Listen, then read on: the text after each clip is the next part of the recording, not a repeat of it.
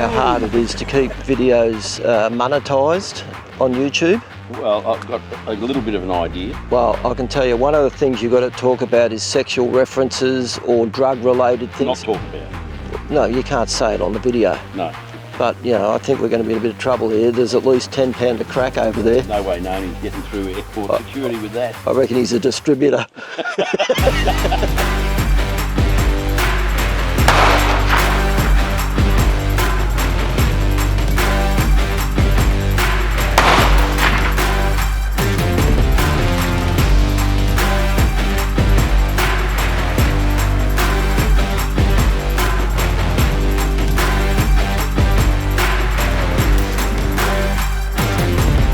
Back down the rabbit pit, Lee? No.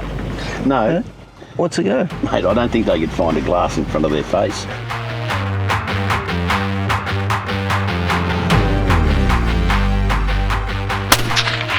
Right of him. Way right.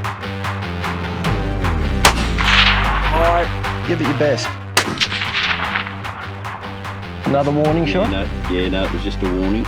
And a light warning at that. You were behind him then. And I aimed behind, so what the hell's going on? Imagine a queue of stupidity and you're at the back end of it. Still a shot. Still there, on the rock. Oh, he's going to splatter it.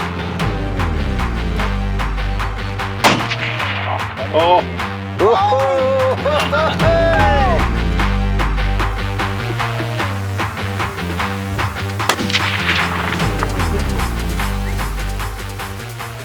Come on, you got one left in you. It's been full on. The wind has certainly tested them. You know, Lee, for me, I didn't miss many because I didn't shoot many. What? Nailed him! Oh, about bloody time. Oh, yeah. Well, that'll finish us off.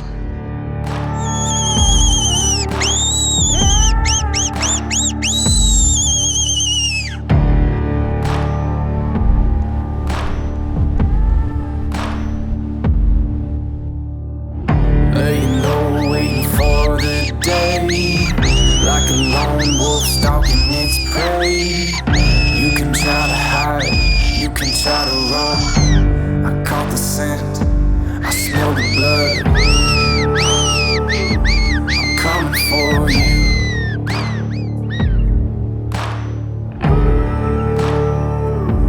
I'm coming for you. The only reason I fight this fight is to take back what is mine. Try to catch your breath, try to keep the pace. You're far from home, it's a dangerous place.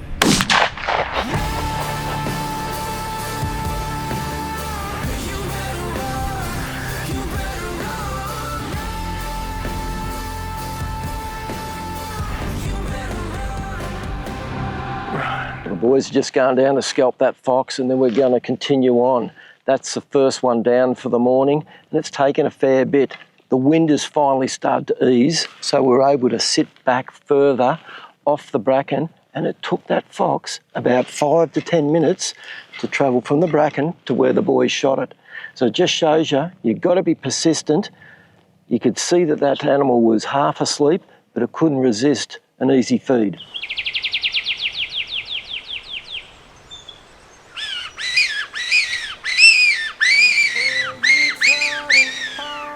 I see the light in your eyes.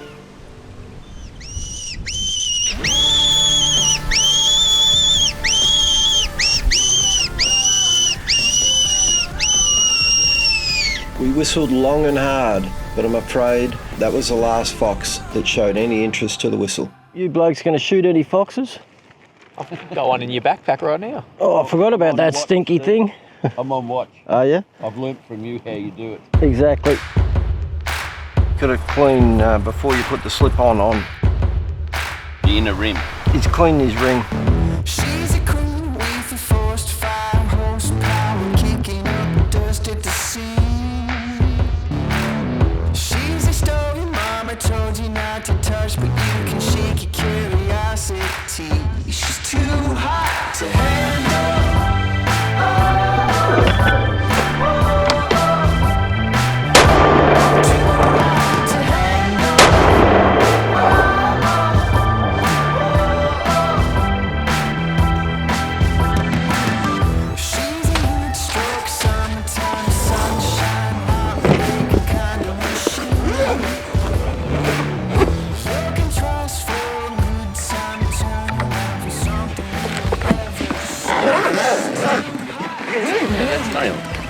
The eyepiece? Yeah, it'll come on. Yeah, it's magnetic. Is it? Yeah. Pretty cool idea. Yeah, bloody hell. Well, that's pretty good. Does that come in there? Yeah. Here's one. Can't touch another man's box, mate.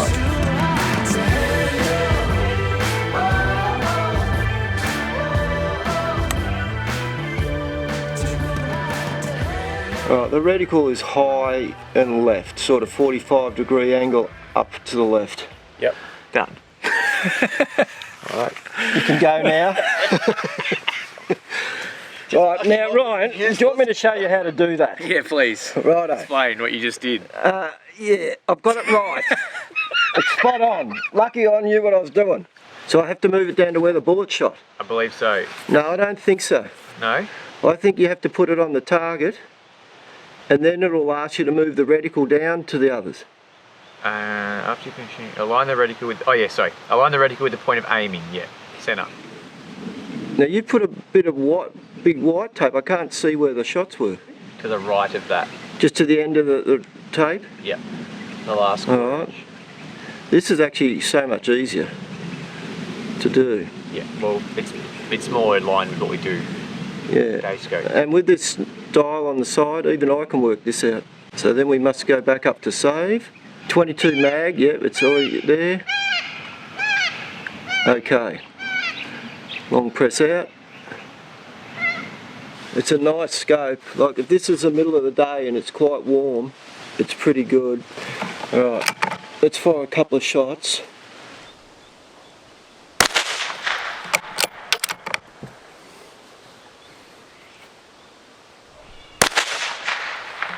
Alright, rifle safe. I know it's only 25 metres, but this rifle is a tack drive at the best of times. With this 33 grain Remington ammo, it knocks things over. So we're just going to double check that this is 0 to 25 as per the instructions, and then we're going to test it at a little bit of a distance using the ballistic calculator and the rangefinder in the scope. So you're alright with it all now that I've showed you how to set it all up? Yeah, You're thanks right? for the help. No, that's all right. Appreciated that. No, anytime, buddy. But no, in all seriousness, we've been given this gear to test, and I'm not going to go into the tid and tacks of it because realistically I'm far from any expert when it comes to this gear, but I like to keep my finger in the pie, as do all the boys here, with new technology. We've set them up today. Ryan's got the clip on the 223 Tikka. And actually, you did all right yesterday, Ava. How'd you go there? You just set it up, and from camp, what were the couple of bunnies you nailed? Yeah, 270 was the first one. And, Meters, not yards. He's going technical on me. and I really contained my excitement there. Oh, fucking nailed Kept it. it calm. You're a little bit excited. And it wasn't overly hard to set it up. Nah, once I hit paper, it was, and figured out, you know, which direction I need to adjust on the menu. We got his set up this morning. Again, as I showed Ryan how to set it all up, he didn't take too long. But what are you laughing at? Just my young eyes and brain, it's hard to... No, in all fairness, it can be a little bit tricky. Doing the automatic sighting, I think you need a perfectly white backdrop and probably a bigger bullet hole. Like if you're doing a 308 or something like that, I think it would be far better. The 22 and the core fluid already had some marks in it. So we dropped that pretty quick, but the manual setting of it is basically just it takes a screenshot literally of the crosshair, you move it digitally, and you're pretty much set to go. Just like a normal day scope. Yeah, and I'd already set up the ballistics for the 22 mag, which I'm shooting Remington 33 grain projectiles, and that's been pretty impressive. Yeah. You know, we've just straight up the 25 metre setup distance, zeroed at that. It then does a correction for holdover from there on. Pretty much 100 metres again was dead on. And to be honest with you, once you're pushing past, say, probably 150 on small targets, the 22 Magnum, and especially those lighter projectiles, are going to run out of gas. But tonight, we are going to give it a fair crack. And along with the two handheld thermals, one with the rangefinder and one with a dual lens, I think it's 25 and 50, I think this will be an interesting night. Fun. So don't miss, buddy. Well, Ryan and myself have headed out. We're going to walk this mountain around here and see what we can find. The sun is just about to hit that hill, and then hopefully things will start to get a little bit interesting.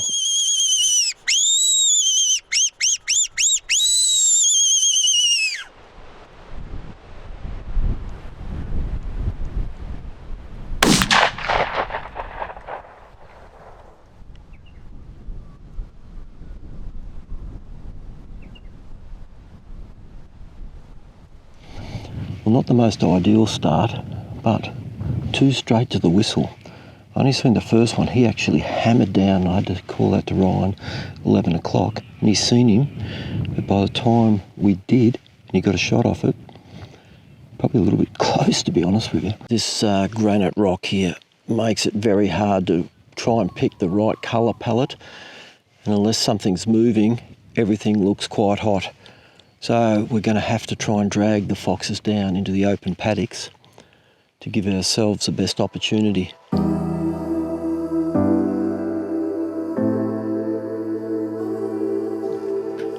We've got 3 foxes in the distance, but not one of them is showing any interest to the whistle. So now falls, the darkness begins,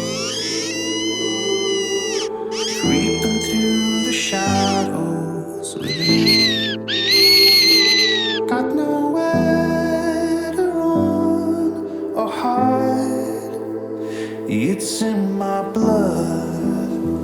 It's in my blood. I keep on fighting. I keep on running. I keep on searching.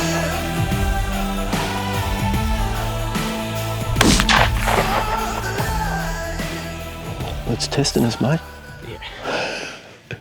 Tell you what, they're making it hard for us. They're not interested in the whistle, and they just keep moving that little bit further and further away. But the wind has been kind to us. Ryan's nailed 2. We've just missed 1, but only just. What distance was he? Over 200. Yeah, so it was a fair shot. But we're just going to move on another one over to my right, and there's definitely another fox behind us as well. So this has been a reasonably productive paddock. So I might have to bring out the big gun soon. We'll get the 22 mag happening. Well, Ryan reckons he's hit that one. Smoked him. Smoked him. I said he's going to come out of this kabungi grass. Well, he come out all right, a little bit too close. 15 metres. He was straight onto us. But he made the mistake, turned, but we're not sure whether we've got it on any footage. So, where's my fox? It's just down near the Are street. you confident? I headshot him, he's gone. All right. Show me where. Proof's in the pudding, buddy. The 3 are behind. What do you reckon? Over here somewhere.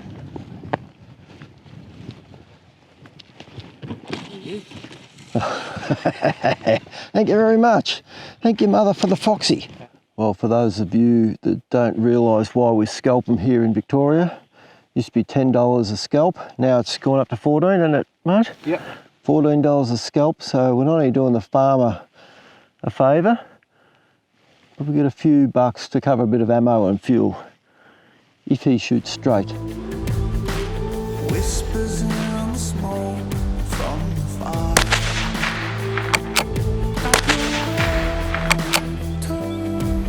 This time, it's all around. It's all around. I keep on fighting.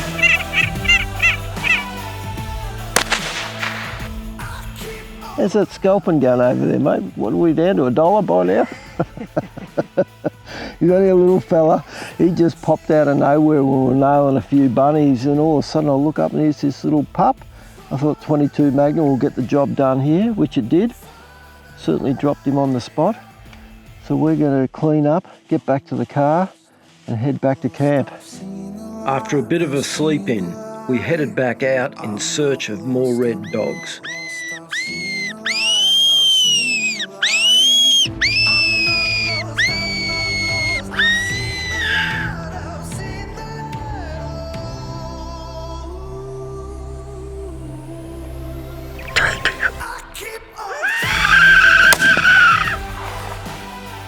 there's definitely got to be one in there.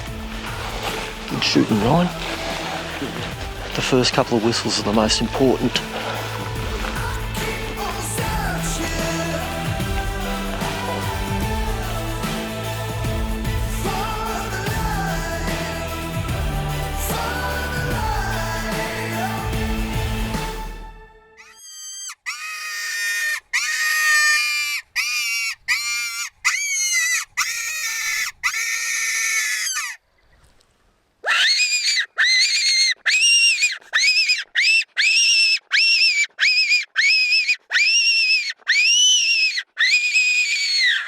It's where you drag one out of there. The rabbits aren't here. The foxes aren't responding to the whistle. Well, majority aren't. We know they're here. Myself and Ryan went around with a thermal last night. We went to the dark side.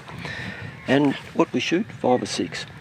So I think we're going to have to go back to the car, change over to the electronic dog, and see what we can find.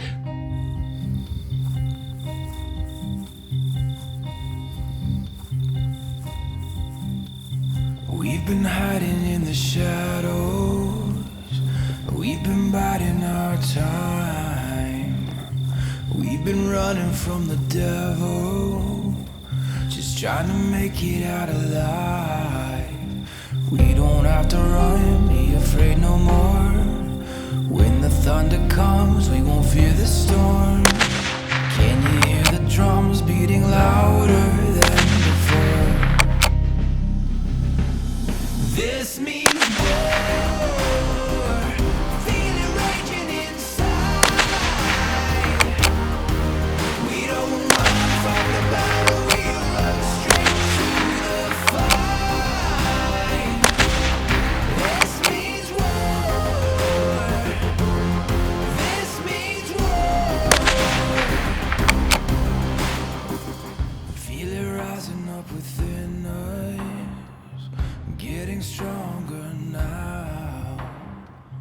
No one left to avenge us. We will never back down. Don't you go taking that hat off, you'll be like a lightning rod. When the thunder comes, we won't feel Is the storm past? Phew, I'm trying. What are you doing? Well, I'm looking for a dark and stormy, Steve. I don't know if there was any rum in Life this or not. it, didn't it? No, it did yesterday, and I nearly got it down. Well, Have a seat, storms- Junkie. What? Have a seat. What do you call it? Chunky. Don't you start. Well, he started it. Yeah, and he's gone. He's got a 2-match One ban. photo. I just showed him one photo. Bloody Ryan, we're going Good. through photos today, and there's one of me, got 2 red deer legs over my shoulder. I was a young bloke back then. Yeah, well, you were carrying a bit of weight. Anyway, Yeah.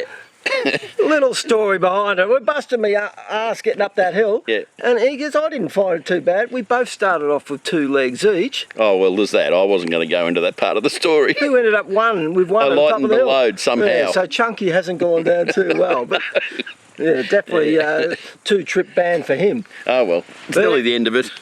Well, it is the end of the Yeah. trip, just about. But either way, I'm just going to quickly touch base on this gear we've been lucky enough to be given to test.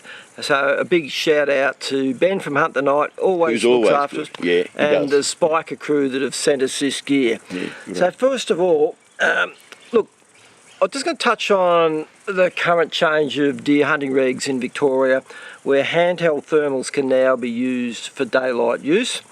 And in all fairness, this has impressed me. This Yeah. one with a dual lens of 25 to 50, in other words wide to narrow, is very, very good. Whether it's any better than all the others, I don't know, because I don't use enough of them, but it's certainly right up there and it's impressed me.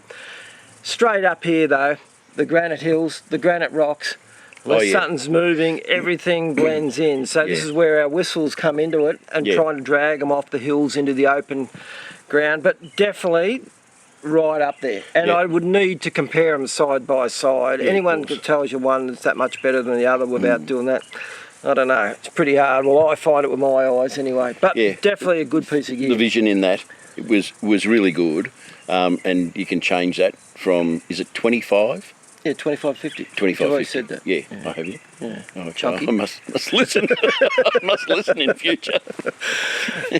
What has impressed me though, and we'll get onto the clip-on that Ryan was using in a minute, but I really don't want to talk about him.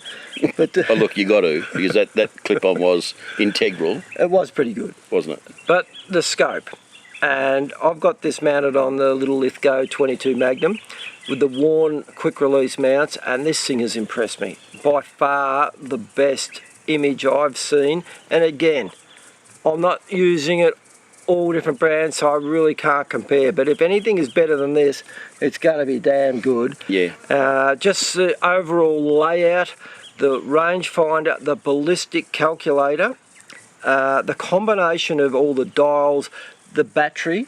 Yeah, well, some of them makes them really chunky. Right, the internal battery. The internal battery. Oh, now that's not nice. I tell you now, you've got more battery life than you're going to need. But just the control layout, the dial on the side, which is not only your zoom but also part of your menu control. Yeah. I really liked it. The focus up the front, and just being more like a standard sort of layout on your rifle. I was impressed, and if I was sort of looking to buy, I think I'd have to really look a long way to find something that was equal to better than this. It's such a good layout on a 30mm stalk, isn't it? Yeah, well, even the quick detachable thing, you know, like I don't really like a lot of these pushed up against my eye most of the time, but there's a use for it. But just being able to take it on and off is really good. Yeah. All right, we'll move on to Chunky Boy. But the clip-on that Ryan had, I virtually had nothing to do with it. I just pretty much gave it to him. Yeah. And he went... You showed him, Steve. Well, I had to show him all about setting his scope Oh, up. yeah. No, absolutely. He wouldn't have had a clue. Yeah. But either way, the clip-on with the scopes we're using, the Swarrows, Swarrows are a very light tube, a light scope overall. So we're very wary of how much tension to put on the actual clamp on the front bell. So when we first put them on, even with the recoil of the 223, we're just getting a little bit of forward movement under recoil. So we just had to keep tensioning a little bit and making sure the front bell was clean of any oil or any residue. And we sort of got that settled in. So you need to be pretty meticulous with that, and it may take a few shots before you realise whether you got an issue or not. Yeah. The overall setup of it was really good, and because he's got the ballistic turret on the Swarrow, on the Z3 and his Z5, mate, he dialed the first night after he set it up to a rabbit over here at 270 metres, I think it was, and nailed it. Metres? Yeah. Yeah, we talk yards. Yeah, so, you know, it's always further, isn't it? The numbers are further anyway. That's right. So, yeah, look, there's some really good gear out there. Look, whether it's for me or whether it's for us, I still like old school methods, calling foxes in, whether it's foxes, dogs, or wild dogs, that is. Yeah. Just beating predators at their own game is where it really lies for me. But it's not to say that you can't use these or this slimy thing here, which he lost yesterday. I did. So, I did lose it, and I appreciate you going to get it for me because I was he was gimpy. sooking out in the paddock. Yeah. But either way, it's up to you. These are just tools. Whether you use this, that, these, use them in a combination or whatever. As long as it gets the job done, you're working within the laws. I have no issues with any of it. But what I do have an issue with is identification with these thermal scopes. One thing to have a monocular, Yep. all right, and just say, oh yeah, I'm pretty sure it's a rabbit or a fox and whatever. But if you do that When you add with it to a trigger. to a rifle and say, I'm pretty sure, that's not good enough. No. Doesn't matter whether you've got a normal optic, a thermal on a firearm, you need to make sure that you can 100% identify your target, and not only identify your target, but make sure you've got a safe background. Exactly. And to me, this is the first scope that I would say that I've felt confident in saying, I will take these shots. Like, there's still a couple of positions and I'm thinking, no, I won't take this, I won't do that. And you should always be in the back of your mind. But overall, where we're at now with this technology is pretty impressive. So again, thanks to the guys that supplied us this. We'd like to have called in more foxes. They just simply, well, I thought they were... They're a bit thin on the ground. A bit thin on the weren't ground. they? The rabbits have died off, foxes died off. But It's pretty hot. Let's doesn't face it. stop. Oh, you okay? Yeah, no, it was Chunky? warm. Was warm. But thanks again for watching. Yeah. And until next time, stay safe. Oh, can you hear us calling? Oh, this is a battle cry.